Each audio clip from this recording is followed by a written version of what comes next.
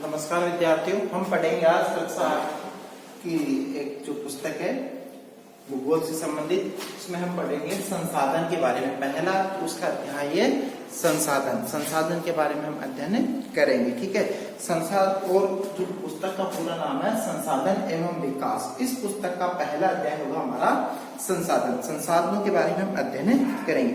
और देखो कुछ संसाधन जो है, देखो कोई कहानी के माध्यम से या कुछ इस तरीके से बताया गया था कि त्योहार के मौके पे घर वाले सफाई करते हैं, दिवाली होली घर की सफाई होती है। तो मोना और राजू नाम का कोई दो ऐसे लड़के लड़की भाई बहन थे। तो उन्होंने देखा कि अपना घर साफ करने में वो क्या कर रहे थे, दोनों अपनी मम्मी की हेल्प कर रहे थे घर की सफाई के अंदर। तो सफाई के दौरान क्या होता है कि उन्हें कुछ चीजें इस तरीके से दिखाई देती है वहां पे कि कपड़े हैं, बर्तन है, ठीक है, अनाज है और कंगा क्या कहते हैं, कंगा है और शहद की बोतल है। ये सब चीजें क्या है उन्हें दिखाई देती है। तो उन्होंने देखा कि किताबें वगैरह, उन्होंने देखा ये क्या है।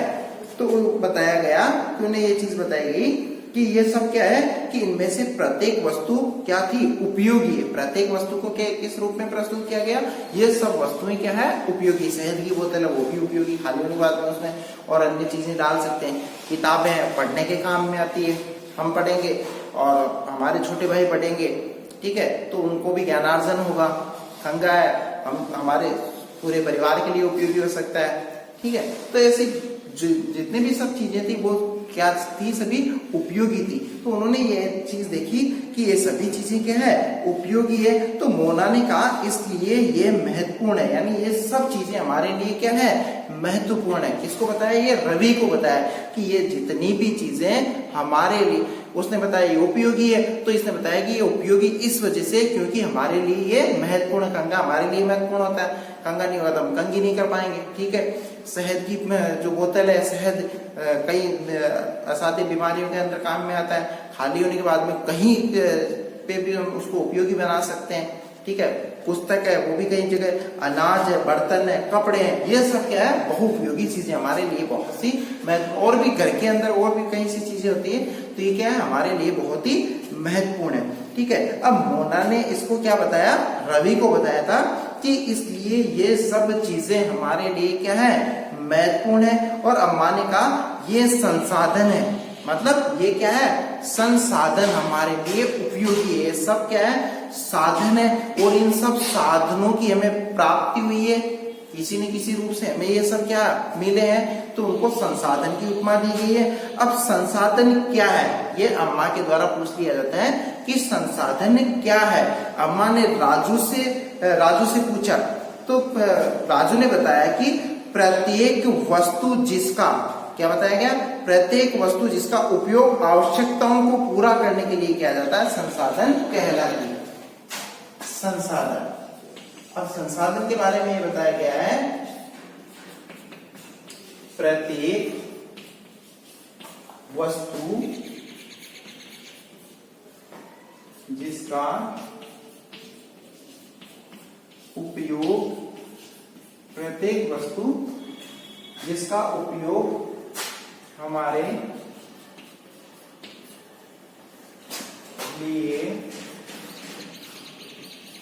होता है। प्रत्येक वस्तु जिसका उपयोग हमारे लिए होता है वह संसाधन है। इसको क्या कहते हैं, हम संसाधन करते हैं। प्रत्येक वस्तु जिसका उपयोग आवश्यकताओं को पूरा करने के लिए, ऐसे भी लिख सकते हो, प्रत्येक वस्तु जिसका उपयोग हमारी आवश्यकता को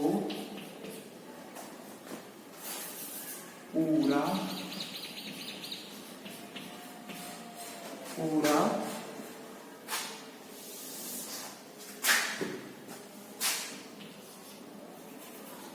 करने के लिए होता है। क्या कहलाती है, संसाधन कहलाती है। प्रत्येक वस्तु जिसका उपयोग हमारी आवश्यकताओं को पूरा करने के लिए होता है, उसे क्या कहते हैं? संसाधन कहते हैं। वो वस्तुएं क्या हो गई? उनसे हमारी आवश्यकताओं की पूर्ति कर रहे हैं। ये चौक है, इससे हमारी आवश्यकताओं की पूर्ति हो रही है, हम लिख रहे हैं। ये कपड़े हैं, हमारी आवश्यकताओं की पूर्ति हो रही है। ये पेन है, ये हमारी आवश्यकताओं की पूर्ति करता है, लिखने के अंदर काम में आ रहा है। अनाज है, खाने के काम में आ रहा है, आवश्यकताओं की पूर्ति हो रही है। तो वो जो आवश्यकताओं की जिससे हमारी पूर्ति हो रही है वो क्या कहलाते हैं? संसाधन कहलाते हैं। हमारी आवश्यकताओं को पूरा करने के अंदर योगदान देते हैं, वो क्या कहलाते हैं? संसाधन कहलाते हैं। अब देखो, जैसे जल, विद्युत, रिक्शा, सब्जियां। जल, विद्युत, रिक्शा और सब्जियां, ये क्या है? ये सब जो है पाठ्य पुस्तक भी ले सकते हो, उनमें सभी वस्तुओं का उपयोग आपके लिए किया जाता है। यानी ये जितनी भी जिनके भी नाम बताए गए, जल, विद्युत, रिक्शा, पाठ्य पुस्तक, ये हमारे लिए क्या है? उपयोगी है। और जो ये हमारे लिए उपयोगी है, इस वजह से सभी वस्तुओं का उपयोग क्या कर रहे हैं? हम, हमारे द्वारा इनका उपयोग किया जा रहा है, तो हमारे लिए वस्तुएं क्या हो गई? उपयोगी हो गई। ये सब वस्तुएं जिनका हम उपयोग कर रहे हैं, और जिनका हम उपयोग कर रहे हैं वो हमारे लिए क्या बन जाती? उपयोगी बन जाती है। और ये जो पदार्थ है, ये क्या होते हैं? जो हमारे लिए उपयोगिता के अंदर काम में आ रहे हैं, तो ये संसाधन कहलाते हैं। ये क्या कहलाते हैं? संसाधन कहलाते हैं। इनको संसाधन कहते हैं। ठीक है। अब देखो, अब वह वस्तु, अब ऐसा भी हो सकता है कि कोई वस्तु मूल्यवान कैसी हो सकती है? अब कई ऐसी वस्तुएं हैं जैसे जो मूल्यवान हो सकती है, जिसमें बताया गया कि जिनका प्रयोग अथवा उपयोगिता इसे मूल्य प्रदान करते हैं। मतलब कोई ऐसी वस्तु है जिसका उस जगह मूल्य प्रदान कर रहे हैं, मतलब वो बहुत ही हमारे लिए, जैसे गर्मी है, अब गर्मी के अंदर हमें किसकी जरूरत पड़ेगी? लाइट की जरूरत पड़ेगी, जिससे हम क्या कूलर, पंखा, एसी वगैरह चला सकते हैं। तो हमारे लिए वो मूल्यवान हो गई, वो वस्तु क्या हो गई? हमारे लिए मूल्यवान। बहुत, अब गर्मी के अंदर कहीं बड़ी दूर से आए और तेज प्यास लग रही है, तो हमारे लिए वो पानी क्या हो गया? मूल्यवान हो गया। हम बहुत इंपॉर्टेंट चीज इस पे बोर्ड पे समझाना चाह रहे हैं, लेकिन उस वक्त हमारे पास में चौक नहीं है, और चौक का अगर छोटा सा टुकड़ा भी मिल जाता है तो हमारे लिए चौक क्या हो जाती है? मूल्यवान हो जाती है। तो इस तरीके से कोई वस्तु है, उसको उसकी आवश्यकता अगर अत्यधिक है उस समय, तो वो और भी उपयोगी हो जाएगी हमारे लिए, वो क्या हो जाएगी? मूल्यवान हो जाएगी। और मूल्य का सीधा साधा सा अर्थ दिया गया है कि संसाधनों का आर्थिक मूल्य होता है। संसाधनों का क्या होता है? मूल्य से क्या बताया गया? मूल्य से बताया गया है कि संसाधनों का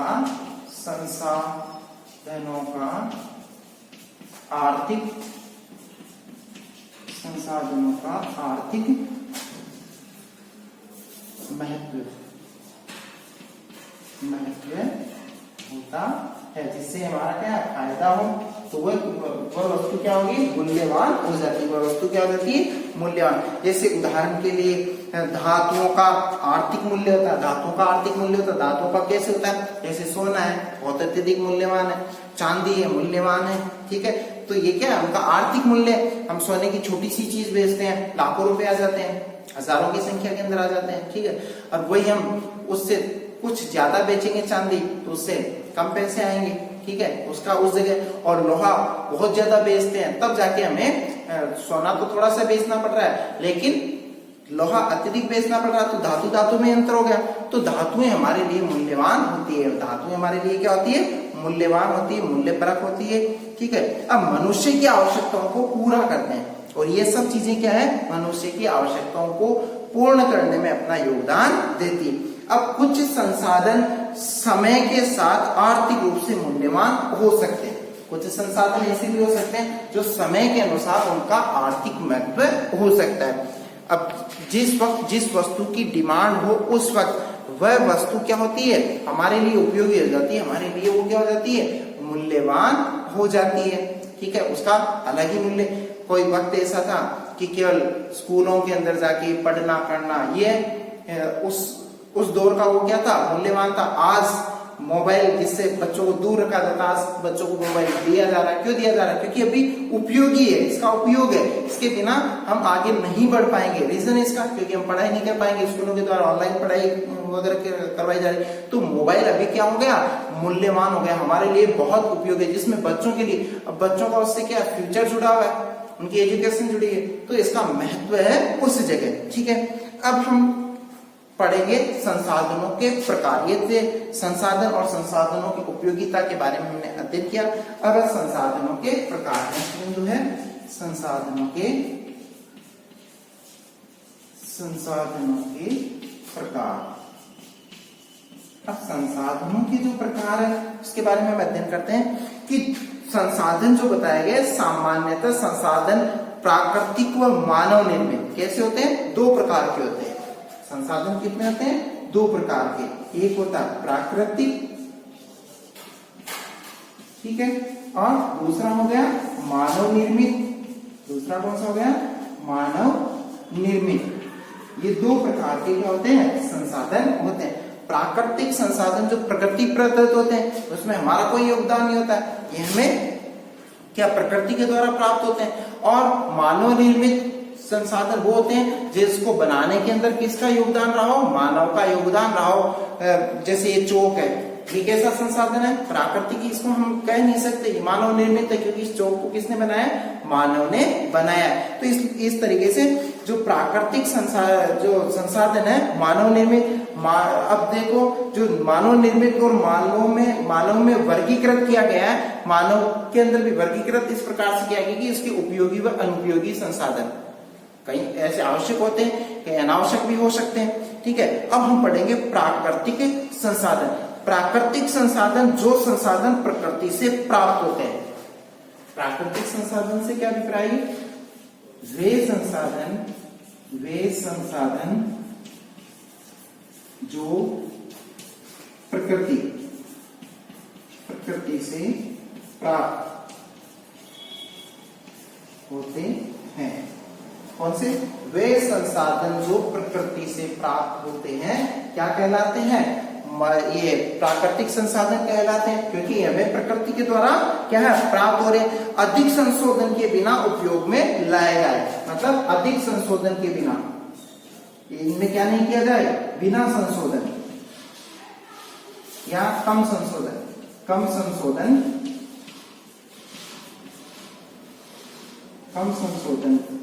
के बिना उपयोग में लाया जाए।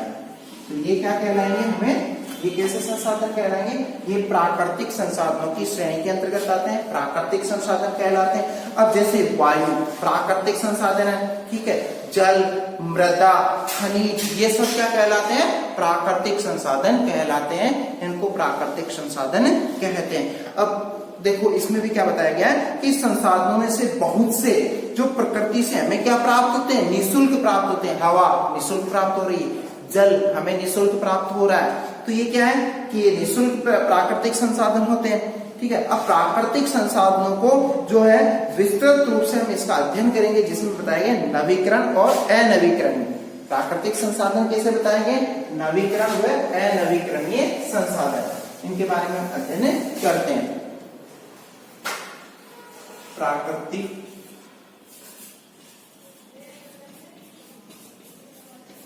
संसाधन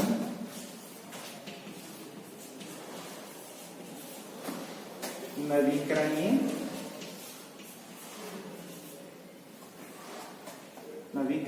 व अनवीकरण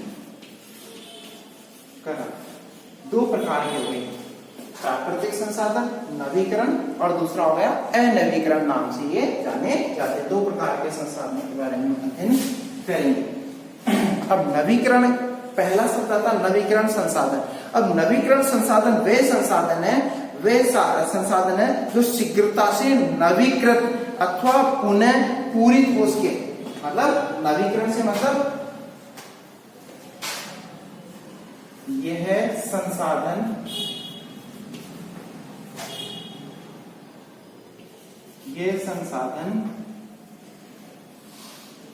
शीघ्रता से नवीकृत हो सके, क्या कहलाते हैं, नवीकरणीय संसाधन कहलाते हैं। और इनको शीघ्रता से हम क्या है अपने लिए उपयोगी बना सकते हैं। तो ये नवीकरणीय संसाधनों के नाम से जाने जाते हैं। कौन से? प्राकृतिक संसाधनों को दो भागों में बांटा गया, नवीकरणीय और अनवीकरणीय संसाधन। अब नवीकरणीय जो संसाधन है उसमें बताया गया सौर ऊर्जा, पवन ऊर्जा, ठीक है, और सौर ऊर्जा, पवन ऊर्जा, और जिसमें मानवीय क्रियाएं, ठीक है, इनका उपयोग भंडारण कर प्रभावित कर सकता है इसको उपयोगी। और असीमित नवीकरणीय संसाधन प्रतीत होते हैं, असीमित होते हैं, मतलब इनको अधिक से अधिक क्या बनाया जा सकता है? उपयोगी बनाया जा सकता है। और दूसरा होता है अनवीकरण। अनवीकरणीय संसाधन वे संसाधन होते हैं जिनका भंडारण क्या होता है? सीमित। अनवीकरण, अनवीकरण इनका भंडारण, इनका भंडारण सीमित होता है। देखो, अनवीकरण संसाधन से मतलब इनका भंडारण क्या होता है? सीमित होता है। इनका भंडारण सीमित होता है। ये जो संसाधन है वो कैसे है? सीमित संसाधनों की श्रेणी के अंतर्गत आते हैं।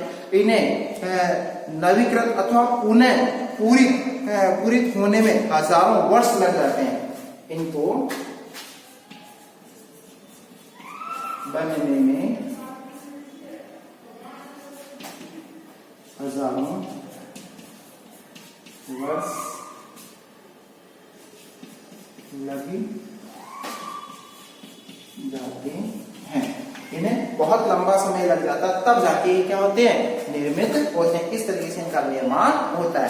तो नवीकरणीय, अनवीकरणीय संसाधन। अब अनवीकरणीय जो संसाधन है जिसके अंदर कौन कौन से हो सकते हैं? जैसे कि इनकी अवधि मानव जीवन की अवधि से बहुत अधिक है, यानी मानव जीवन की जो अवधि है उससे भी ज्यादा है। मानव जीवन ही खत्म हो जाए तब तक भी ये क्या है? निर्मित नहीं हो पाते। इस प्रकार के जो संसाधन है वो अनवीकरणीय संसाधन कहलाते हैं। जैसे कोयला, पेट्रोलियम, क्या है? कोयला, पेट्रोलियम अनवीकरणीय संसाधनों की श्रेणी के अंतर्गत आते हैं, ठीक है।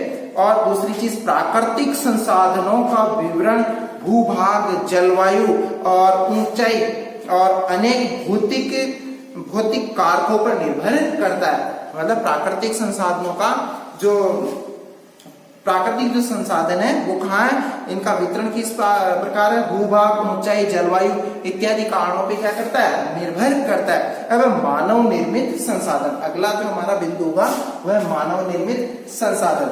मानव निर्मित संसाधन कैसे होते हैं इनका हम अध्ययन नेक्स्ट क्लास के अंदर करेंगे। आज का जितना पढ़ाया गया है इसको अच्छे से आपको स्टडी करना है। अब जो नेक्स्ट बिंदु होगा मानव निर्मित संसाधन, इसको हम नेक्स्ट क्लास के अंदर अध्ययन करेंगे। धन्यवाद।